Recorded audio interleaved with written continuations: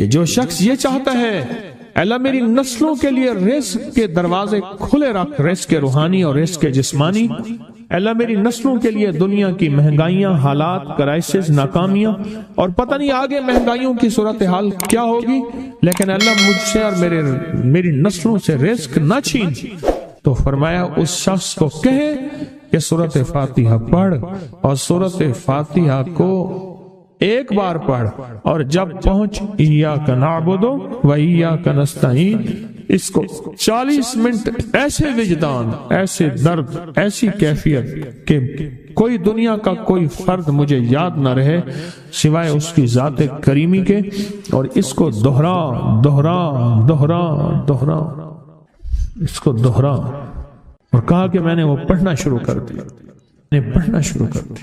شیخ حامد کوفی کہتے ہیں کہ کوفہ میں ہمارے ہاں ایک رئیس تھا، اور لوگ اس کے در سے کھاتے تھے، اور لوگ اس کے در سے بہت لیتے تھے، اور بہت سخاوت چلتی تھی، اور سنا تھا کہ اس کے والد بھی ایسے رئیس تھے، اور سنا تھا اس کے دادا بھی ایسے رئیس تھے، اور یہ بات سنی تھی کہ اس کے دادا نے کوئی عمل کیا تھا، اور ایسا نہیں، دادا کے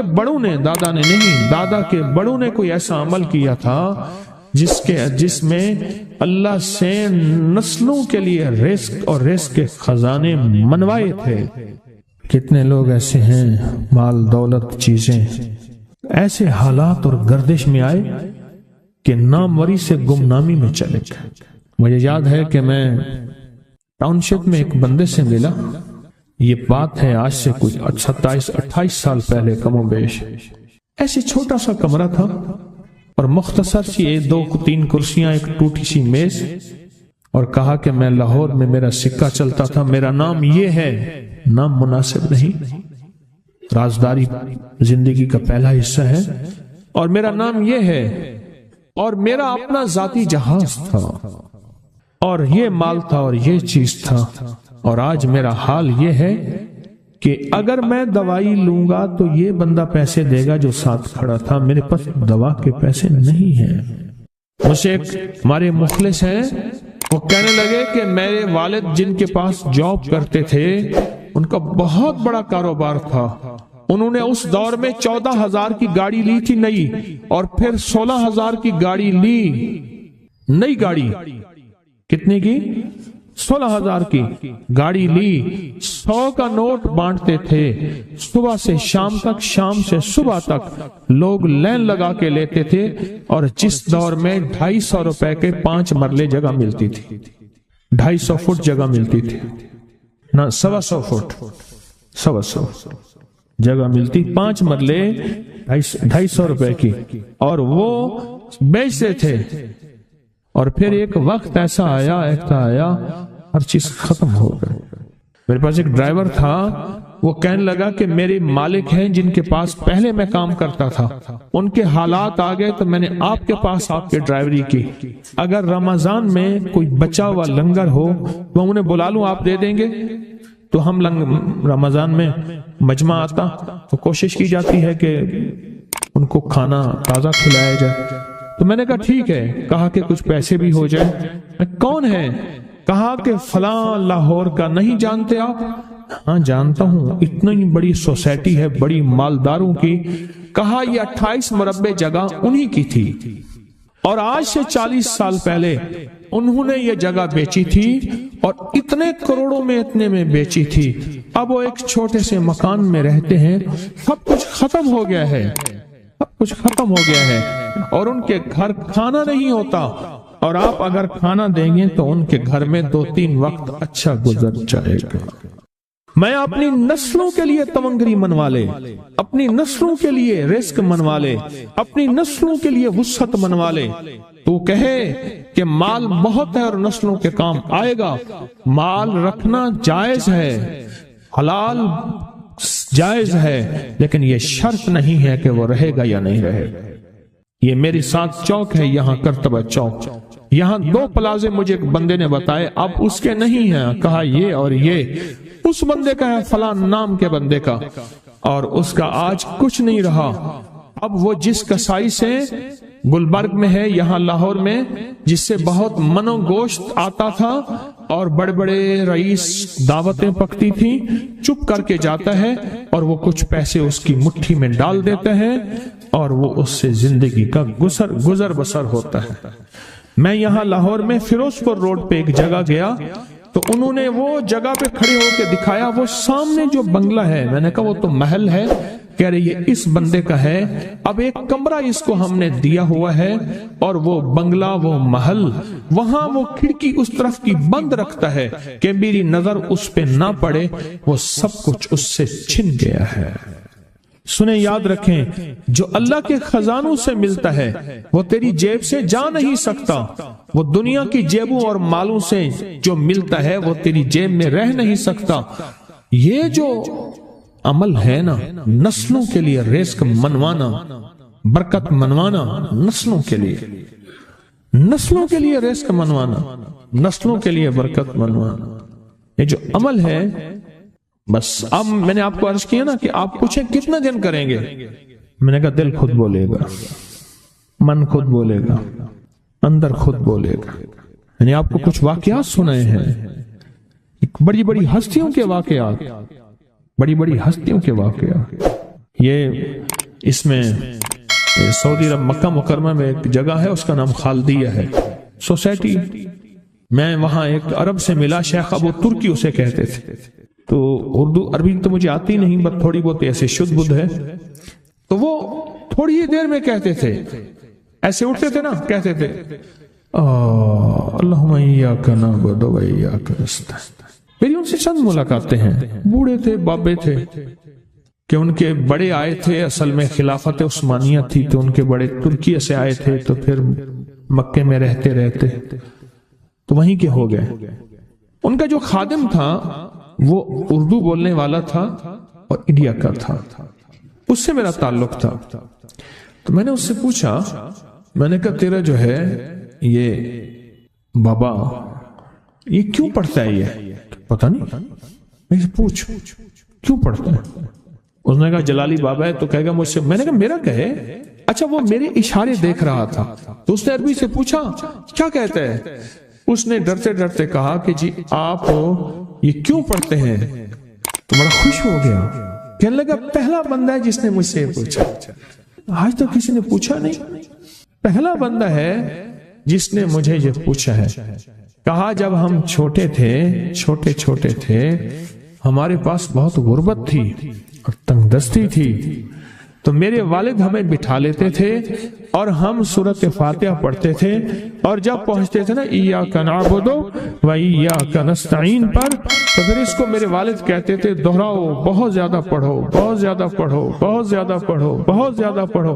کام پڑھتے تھے، بہت زیادہ پڑھتے تھے، بہت زیادہ پڑھتے تھے، اور کہا میرے والد پھر دعا کرتاتے تھے اور ہم آمین کہتے تھے، اور میرے والد کہتے تھے چلو مبارک ہو، ہمیں جو ہے اللہ پاک وہ فلاں چیزیں، وہ حلاوے، وہ چیزیں کھلائیں گے۔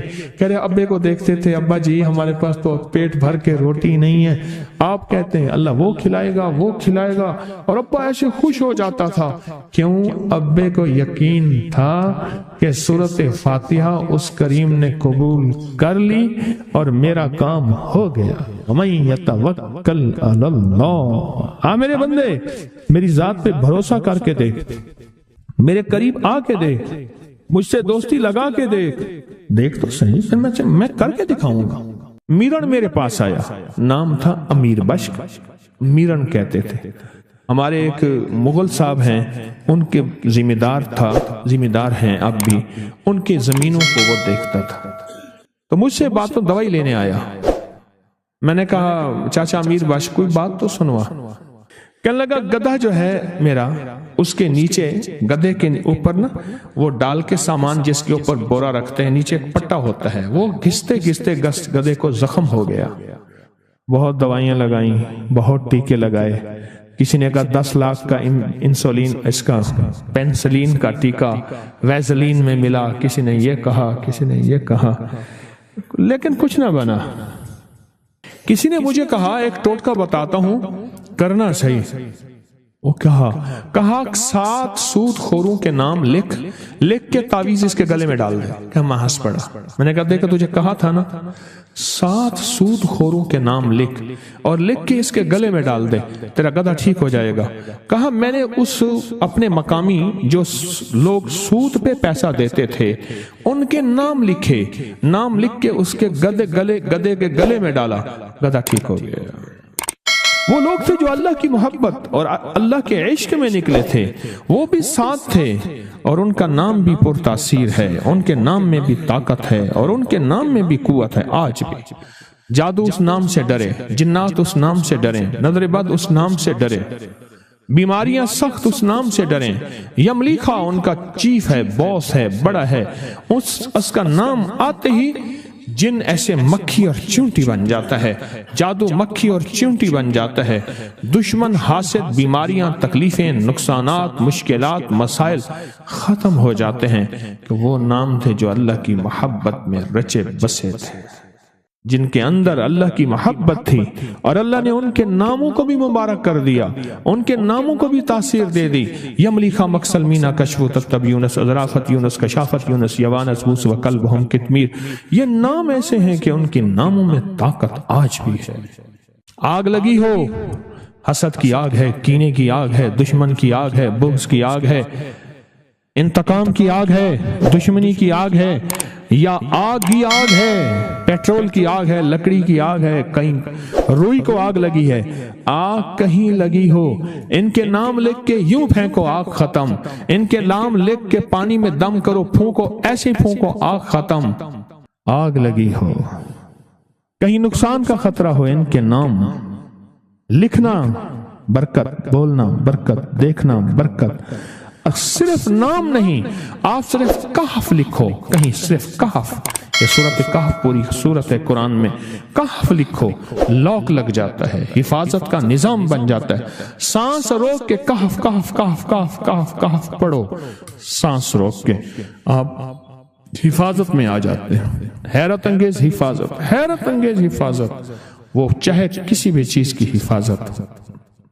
جو اللہ کے نام پہ چلتے ہیں, قربانیاں کرتے ہیں, والذین جاہدوا فینا لنہدینہم سبلنا, اور جو اللہ کے نام پہ قدم اٹھاتے ہیں, جیسے آپ گھر بار چھوڑا, تجھ پہ گھر بار لٹا دوں, خانہ دل آباد رہے, نظر سے اپنی سب کو گرا دوں, فقط تجھ سے فریاد رہے, اور یار رہے یا رب تو میرا, اور میں تیرا یار رہوں, ہر وقت ذکر و فکر میں تیرے مست رہوں, سرشار رہوں, ہوش رہے نہ مجھ کو کسی کا مگر میں تیرا ہوشیار رہوں, یاد میں تیری سب کو بھلا دوں, کوئی نہ مجھ کو یاد رہے. یہ جو اللہ کی محبت میں جیسے آپ نکلے ہیں, مجھے روز اس کے غم میں یوں ہی ساری رات کرنا, کہیں چپ کے رونا, کہیں دل سے بات کرنا. آپ بھی کہیں چپ کے روتے ہیں, کبھی دل سے بات کرتے ہیں. اللہ کی محبت میں آپ نے اصحاب کہف کی سنت کو زندہ کر دیا ہے. ہاں, آپ اللہ کے لیے نکلے ہیں. یہاں روز کوئی سونے کے لقمے نہیں ملتے, یہاں کوئی ایسی مرغی نہیں پھر رہی جو انڈا دے گی سونے کا اور آپ کے ہاتھ آ جائے گا, آپ اسی طاق میں آئے ہیں. نہیں, اللہ کے لیے آپ کا مقصود ایک ہے, وہ ہے لا مرغوبی الا اللہ, لا مطلوبی الا اللہ, لا محبوبی الا اللہ, الا اللہ, الا اللہ, لا الہ محمد الرسول. اصحاب کہف نکلے تھے, آج ان کے نام معطر ہیں, منور ہیں, مظفر ہیں, ان کے ناموں میں خوشبو ہے, ان کا نام قرآن کا حصہ ہے, ان کا تذکرہ, حتیٰ کہ ان کا کتا بھی قرآن کے تذکروں میں شامل ہے. اللہ کے لیے قدم اٹھنا, جن کا مطلوب اللہ ہو, نہ شابش, نہ وہوہ, نہ استقبال, نہ مجھے میرے لیے باہیں اٹھیں, نہیں, بس اللہ ہی اللہ ہے. پس گئے اللہ کے لیے, مٹ گئے اللہ کے لیے, ناگواریاں برداشت کی اللہ کے لیے, فقیر بن گئے اللہ کے لیے, درویش بن گئے اللہ کے لیے, منگتے بن گئے اللہ کے لیے. جو اللہ کے لیے قدم اٹھتے ہیں, اللہ ان کو اتنا عظیم تر کر دیتا ہے, اللہ انہیں زندہ و تابندہ رکھتا ہے. آج ہزاروں سال ہو گئے, وہ ویرانہ ہے, آج بھی ویرانہ ہے. ہزاروں سال کے بعد وہ غار آج بھی ویرانہ ہے. ایک पतली सी सड़क जा रही थी पहाड़ों के अंदर, चलते चलते चलते इधर पहाड़ तहद नजर, इधर पहाड़। एक जगह पहुंचे, हमने कहा जुमा हमने वहीं पढ़ना है, साथ मस्जिद है, वहां जुमे के लिए खुतबा, और हमने वहां जुमा पढ़ा।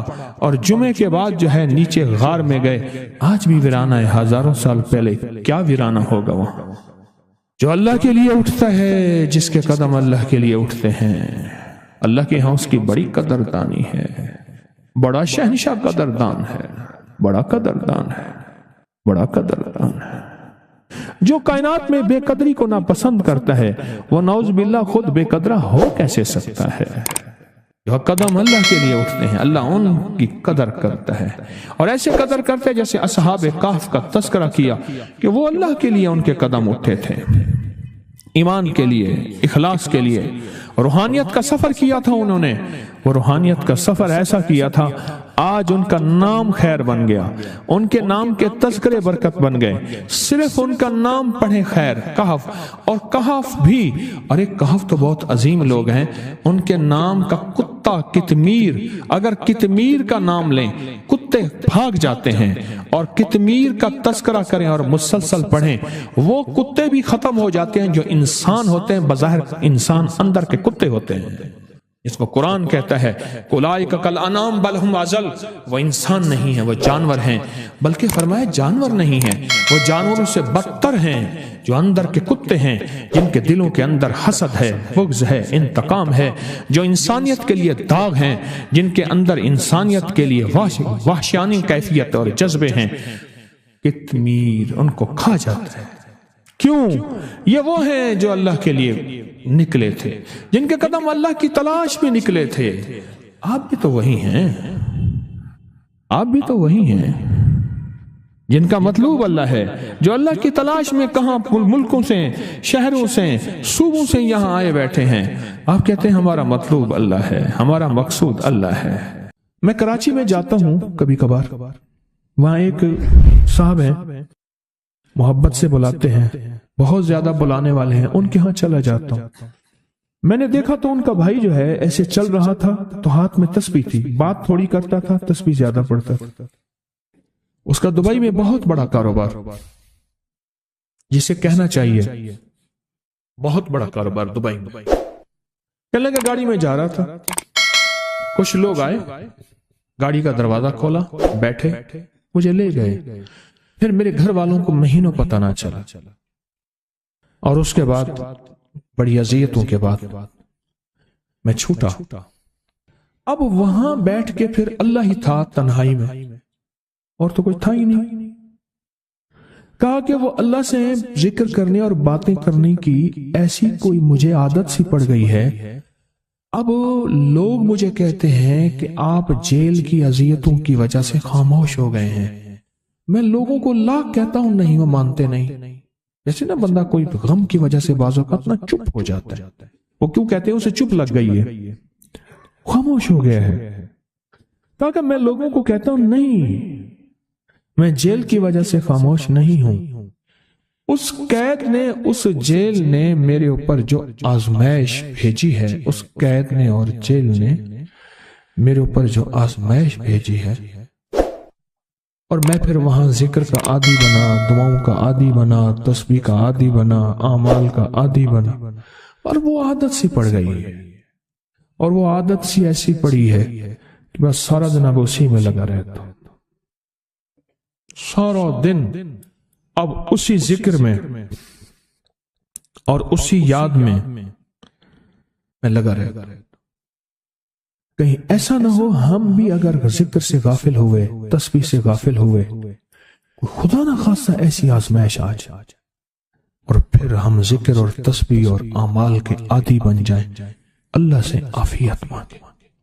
और अगर हमारी जुबानों पे तस्बीह जिक्र आ गया है आफियत के दिनों में, तो समझ लें ये उसकी अता है, ये उसकी नेमत है, ये उसकी करीमी है, ये उसका फजल है।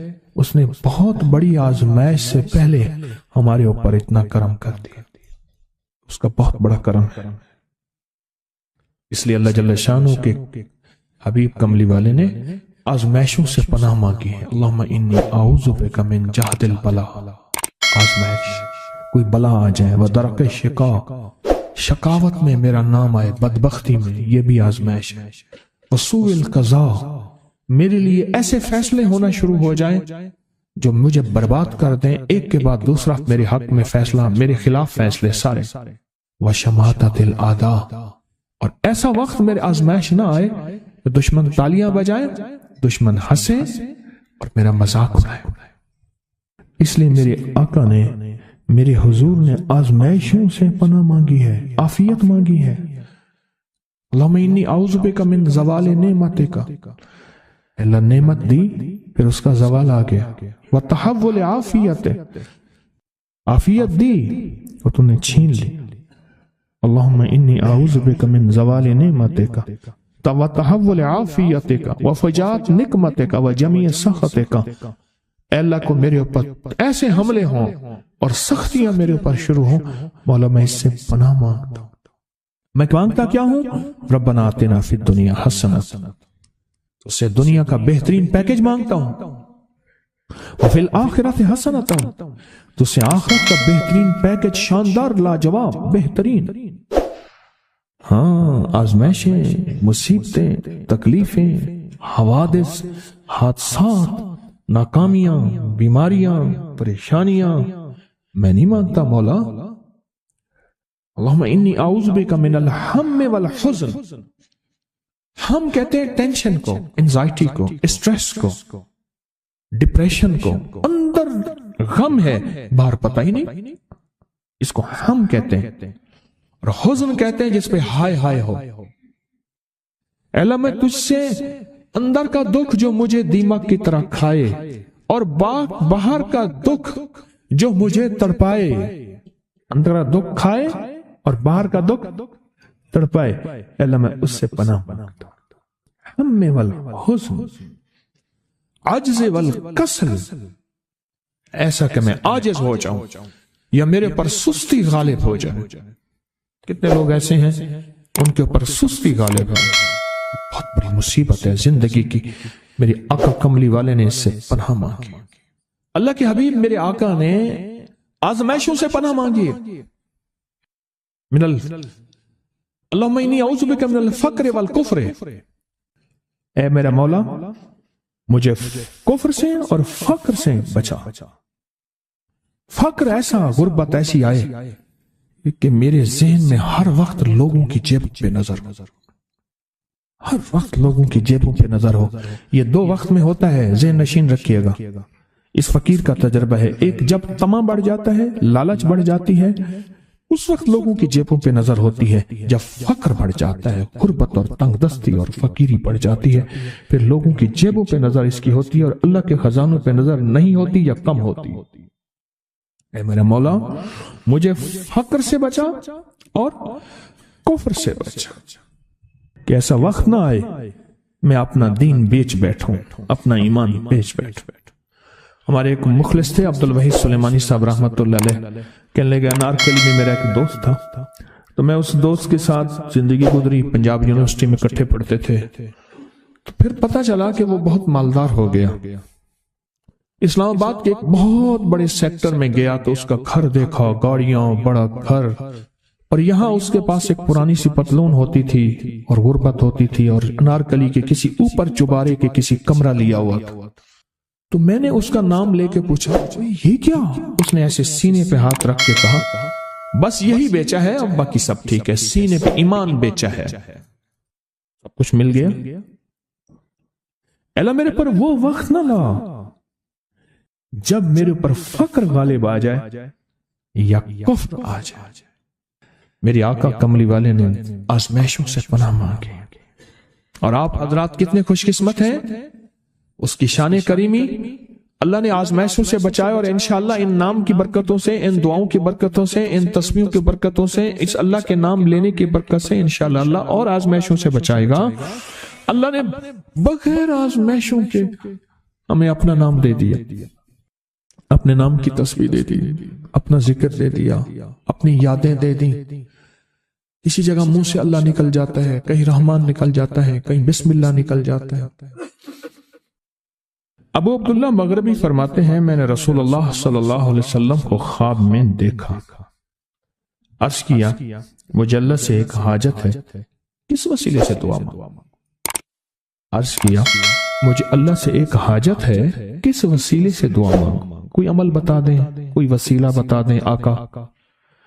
میں نے حضور سے خواب میں سوال کیا، آپ نے ارشاد فرمایا جس کو بھی اللہ سے کوئی حاجت ہو اسے چاہیے وہ سجدے کرے، یعنی 2 رکعت ادا کرے اور سجدے کی ہر رکعت میں 40 مرتبہ آیت کریمہ پڑھے، جو میں عمل میں بتایا کرتا ہوں، لا الہ الا انت سبحانک انی کنت من الظالمین۔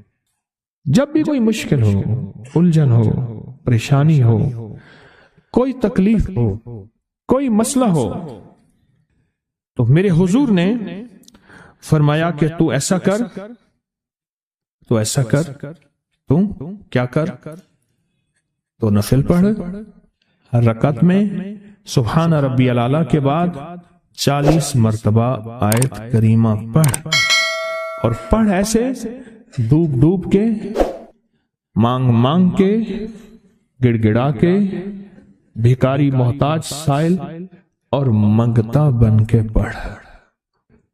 اور حدیث میں آیا کہ کوئی مصیبت زدہ اس کو نہیں پڑھتا جس کی مصیبت دور نہیں ہوتی۔ آیت کریمہ کو فرمایا کوئی مصیبت زدہ اگر پڑھ لے اس کی مصیبت دور ہوتی ہے۔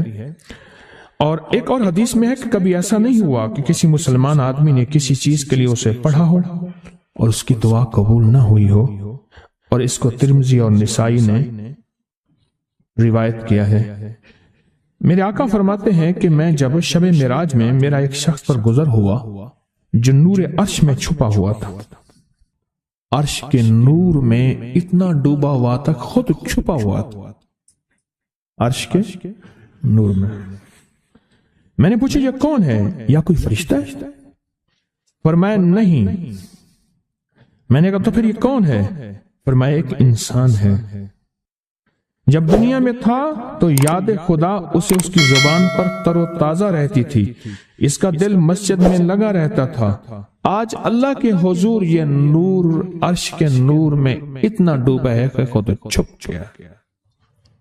2 چیزوں کی وجہ سے، ایک اس کی زبان ہر وقت اللہ کی یاد سے تر و تازہ رہتی تھی، جو دم غافل سو دم کافر، میں نے مرشد سبق پڑھایا ہو۔ حضور کہتے ہیں میں مرشد کے پاس گیا، میں نے کہا حضرت کو نصیحت فرما دیں۔ فرمایا میری نصیحت یہی ہے جس دم غافل ہوگا سمجھ لے وہ دم تیرا کافر ہے، اور کافر کے معنی اصل ہیں انکار کے، وہ تیرا دم اللہ کے ساتھ جڑا ہوا نہیں ہے۔ فرمایا ذکر کرنے والوں کی مثال زندہ کی ہے اور ذکر نہ کرنے والوں کی مثال مردہ کی ہے۔ حضرت خالد بن ولید نے فرمایا ایک طرف ہزاروں تھے اور فرمایا مجھے چند دے دیں، تو پوچھا آپ کو چند کیوں دیں؟ کہا وہ سارے مردہ ہیں، وہ کلمہ پڑھنے والے نہیں تھے، وہ سارے مردہ ہیں، مجھے چند کلمہ پڑھنے والے دے دیں، یہ سارے زندہ ہیں اور یہ غالب آئیں گے، اور یہی ہوا، اور یہ کلمہ پڑھنے